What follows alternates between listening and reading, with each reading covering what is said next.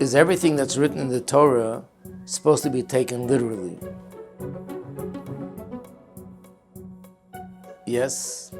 The Gemara says, Ein mikra yotzeh midei pshutei. Whatever it says in the Torah should be taken literally. The only exception to that would be if there's a source in the Torah itself which would tell us that in this situation, in this particular situation, it shouldn't be taken literally. It's a metaphor. It's just figuratively speaking. For example, it says in the Torah words like Hashem's hands, Hashem's eyes, Hashem's nostrils. Being that the Torah itself tells us, and we know that we believe that God does not have any physical body, and therefore doesn't have a physical hand, physical eyes, physical nostrils. So therefore we know that when it says these words, it's figuratively speaking, not literally speaking. But other than that, if there's no source in Torah itself, we understand that it means what it says literally. And of course, this is not something that anybody could just decide, because this doesn't make sense to me and I don't understand it, so I'm going to interpret it as it's figurative, not literal. Chas v'shalom. What's confusing maybe to many people is because there's so much commentary, and especially in Chassidus, that gives deep spiritual meaning to the stories that are in Chumash, which makes it appear, perhaps, that it's not to be taken literally. There's a deeper spiritual meaning behind the story. So it's important to emphasize that all this only means that the meaning is much deeper than what appears on the surface. But the fact of what actually happened is what actually happened.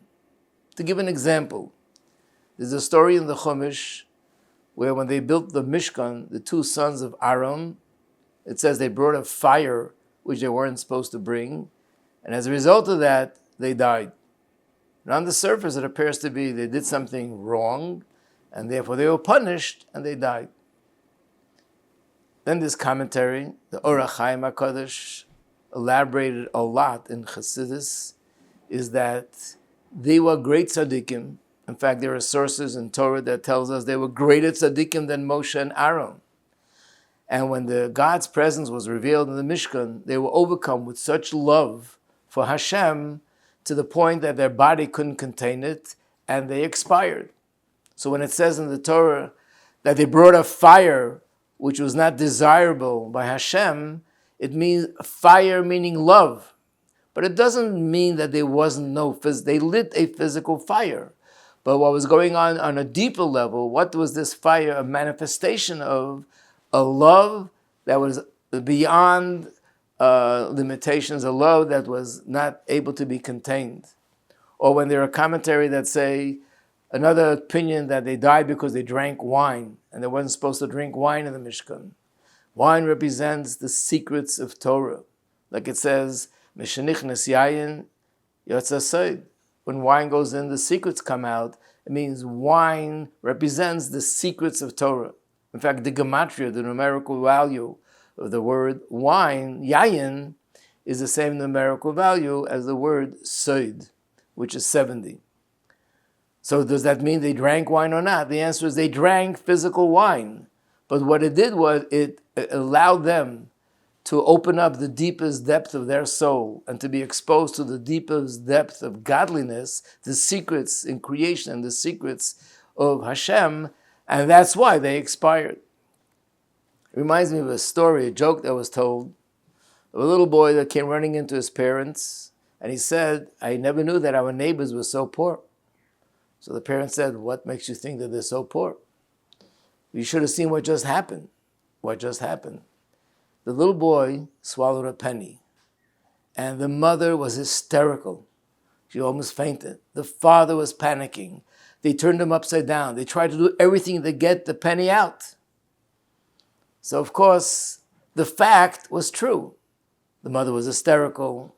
The fact was true that the father was trying to get the penny out, and everybody was panicking, but not because of the reason that he thought.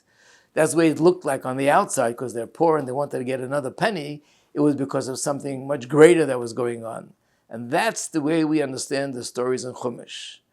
What happened was literally the sea was split literally, and the man in the desert fell literally, and all the 10 makas, the miracles, all happened literally, and the well of Miriam that traveled with them all happened literally, but the deeper meaning behind it was something much more than what appears on the surface. Yes, it's true that when you read something in the Medrash, it's possible that it's not to be taken literally, but it's a metaphor.